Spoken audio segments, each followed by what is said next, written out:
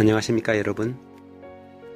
말씀으로 하루를 여는 천수답의 새벽 묵상 사도행전 4장을 묵상합니다. 오늘의 제목은 다원주의 가운데서 살아남기입니다.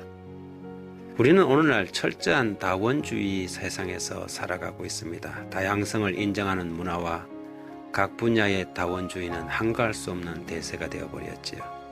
다원주의를 거부하다가는 차별주의자, 배타적 독선주의로 몰리게 됩니다. 그런 사람, 그런 종교는 21세기 다원주의 세상에서 살아남기 참 쉽지 않습니다. 절대적인 진리를 거부하는 젊은 세대들은 철저한 개인주의를 바탕으로 자기 만족과 자아 실현을 최고의 가치로 삼고 있습니다. 그래서 진리를 설명하면 저들의 대답은 그래서 그게 뭐 어쨌다고요? 이렇게 돌아오지요. 이런 세대에서 진리를 전하기는 하늘의 별 따기만큼이나 어려운 문제입니다. 하지만 그럴지라도 우리는 나는 길이요 진리요 생명이신 그리스도의 유일한 구원의 길을 세상에 전해야만 합니다. 예수는 세상의 많은 옵션 중에 하나가 아닙니다.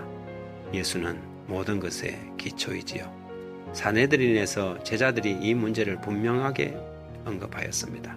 사도행전 4장 11절과 12절에 이 예수는 너희 건축자들의 버린 돌로서 집 모퉁이의 머릿돌이 되었느니라. 다른 이로서는 구원을 받을 수 없나니 천하 사람 중에 구원을 받을 만한 다른 이름을 우리에게 주신 일이 없음이라 하였더라.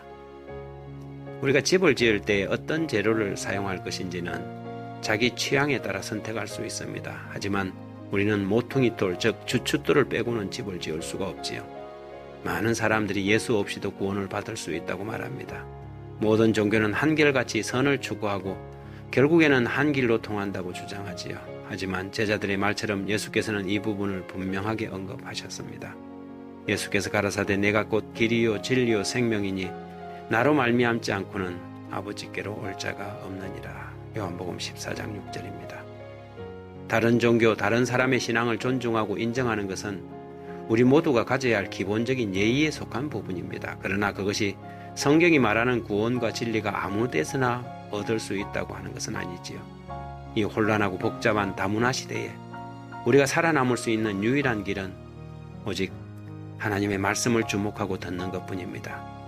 신학자들도 종교인들도 국가 권력이나 저명한 문필가들의 말이 아니라 하나님의 말씀을 듣고 살아야 합니다. 오늘날은 초기 산헤드린의 관원들이 제자들에게 강요하던 협박보다 더 강력한 사회적 압력이 믿는 우리들에게 주어지고 있습니다. 사도행전 4장 18절과 19절에 그들을 불러 경고하여 도무지 예수의 이름으로 말하지도 말고 가르치지도 말라 하니 베드로와 요한이 대답하여 이르되 하나님 앞에서 너희 말을 듣는 것이 하나님의 말씀 듣는 것보다 옳은가 판단하라. 우리는 보고 들은 것을 말하지 아니할 수 없다 하니 세상은 더 이상 사람들이 예수에 대하여 말하거나 예수의 이름으로 가르치는 것을 좋아하지 않습니다. 이 다원주의 시대에 예수만이 유일한 길이라고 하면 저들은 독선이라고 비판합니다.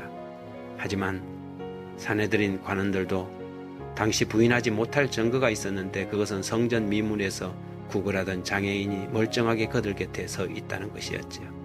14절에 또 병난 사람이 그들과 함께 서 있는 것을 보고 비난할 말이 없는지라. 이 다원주의 시대에 세상은 우리가 전하는 기별을 비난할 수 있습니다. 온갖 중상모략으로 우리의 가르침을 왜곡시키고 공격할 수 있지요. 하지만 눈앞에 보여지는 증거는 부인할 수 없을 것입니다.